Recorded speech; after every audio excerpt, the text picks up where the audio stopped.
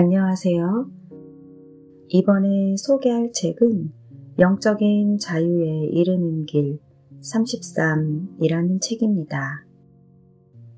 부제목은 종교를 초월한 마이트레야 붓다의 가르침이며 상하권으로 되어 있습니다. 그 중에서 오늘은 상권 열쇠 7 내용 중 일부를 소개하겠습니다. 열쇠 7. 우주의 성장 과정을 이해하기. 앞장에서 나는 형태의 세계 전체와 그 안에 있는 모든 존재에 대한 큰 그림이 포함된 가르침을 주었습니다. 이제 나는 지구상의 인간으로 존재하는 여러분의 상황을 이해하도록 돕는데 특별히 초점을 맞추겠습니다. 구체가 창조된 과정을 요약하면서 시작하겠습니다. 첫 번째 단계는 구체를 허공에서 분리하는 단계입니다. 상위 구체들에 있는 마스터들은 새로운 구체 안에 어떤 구조물을 창조하고 창조주가 정의한 더욱 큰 틀의 법칙 안에서 새로운 구체를 위해 특정한 법칙들을 정의합니다. 이후 새로운 구체가 상승하도록 돕기 위해서 자기 인식하는 존재들이 창조됩니다.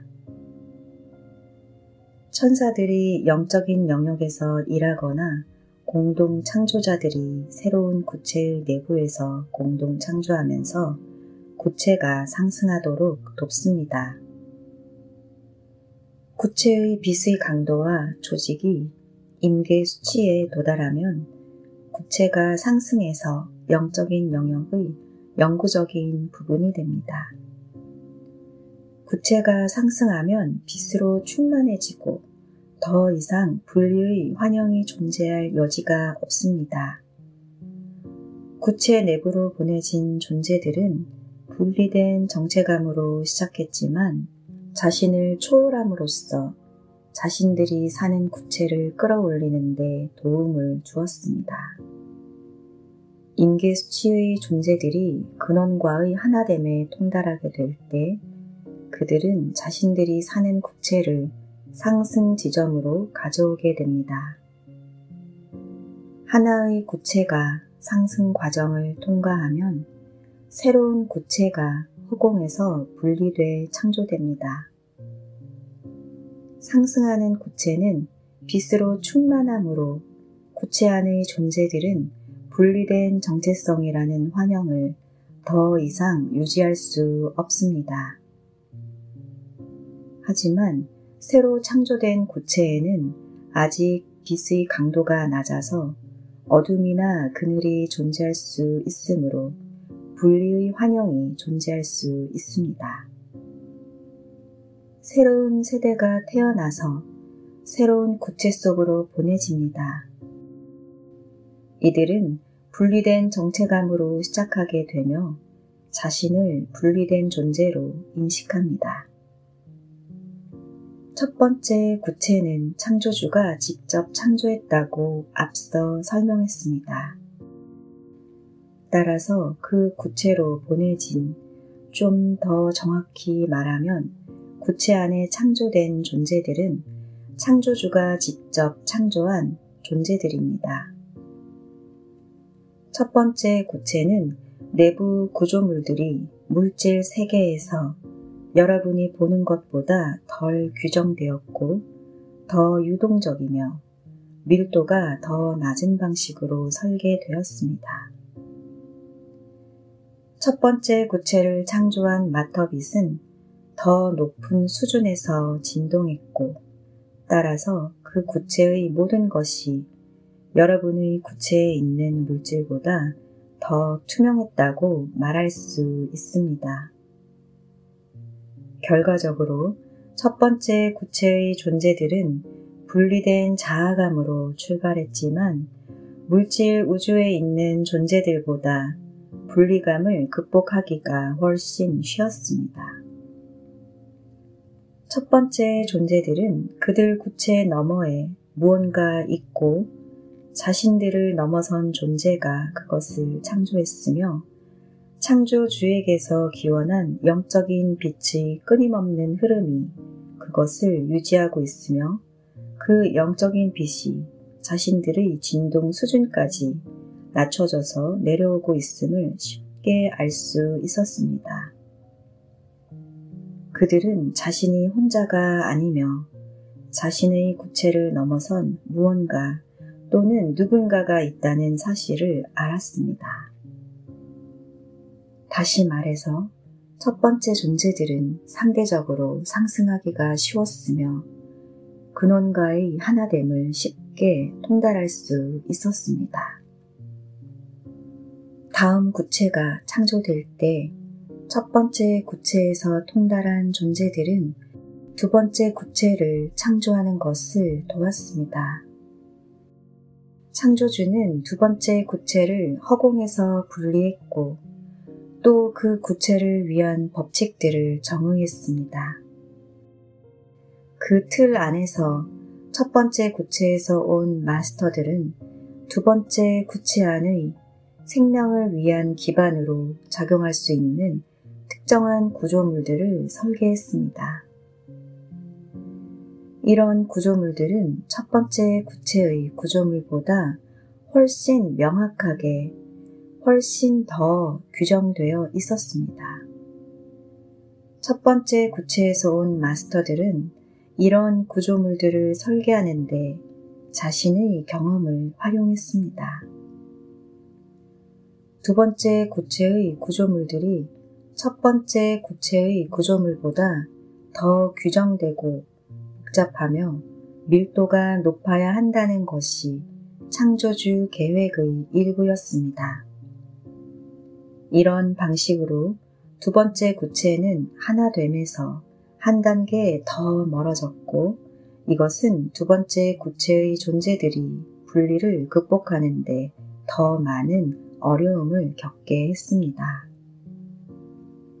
만약 두 번째 구체의 존재들이 첫 번째 구체의 존재들처럼 창조되었다면 그들은 두 번째 구체의 밀도를 극복하기가 더 어려웠을 것입니다. 이것은 마치 한 그룹의 아이들에게 국가를 경영하라고 맡기는 상황과 유사했을 것입니다. 하지만 두 번째 구체의 존재들은 첫 번째 구체에서 온 마스터들의 의식으로부터 창조되었습니다. 따라서 두 번째 세대는 이 마스터들의 경험에 기초하여 설계되었고 이 사실은 그들에게는 더 큰 분리를 극복할 기반이 마련됐다는 의미입니다.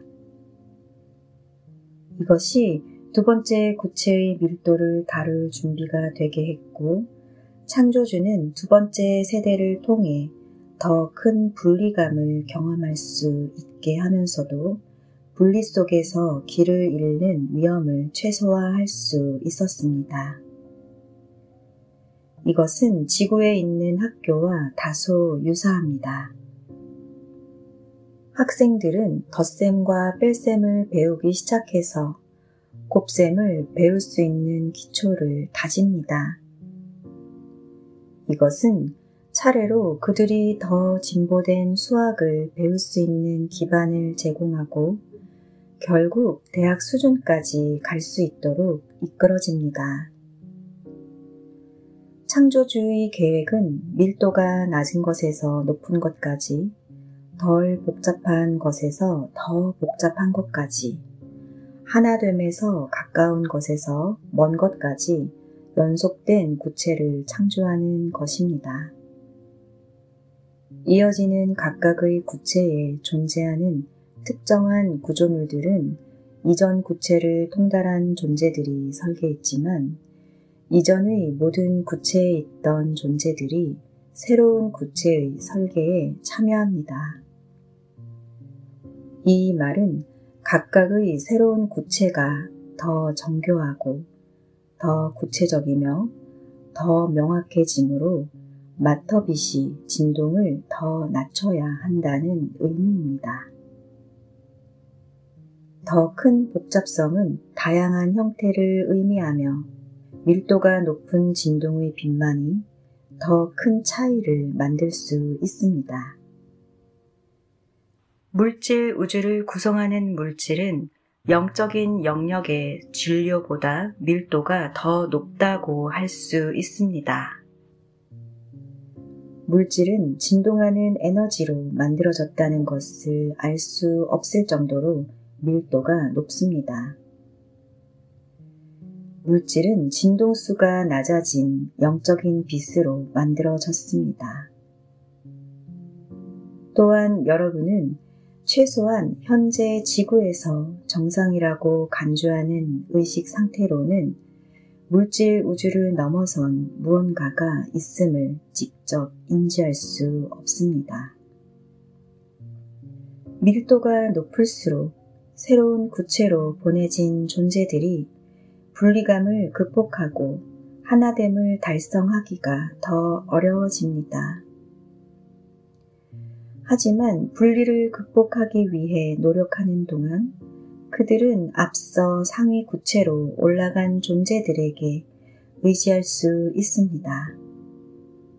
그래서 어떤 존재도 진정으로 분리되어 있지 않으며 누구든지 가장 최근에 구현된 구체에서 상위 구체로 올라간 존재의 전체 계보에 접근할 수 있습니다.